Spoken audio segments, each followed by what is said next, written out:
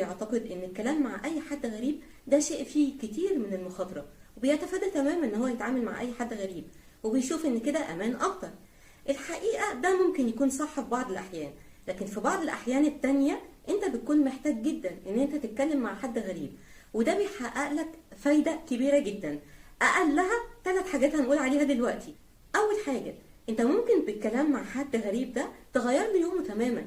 يعني مثلا لو شفت ام ماشيه كده متكعبله مع اولادها وطلعان عينها وعماله تصوت وتزعق لانها مش عارفه تسيطر عليهم، لو ابتسمت لها وقلت لها الله يكون في عونك، احنا عارفين الموضوع قد ايه متعب، غيرت لها حياتها تماما، خليتوها بدل ما هي متعصبه هتهدى شويه وتعرف ان كل الناس كده مش هي بس، وان الناس مش مركزه معاها وشايفاها ان هي ام وحشه لانها مش عارفه تسيطر على اولادها.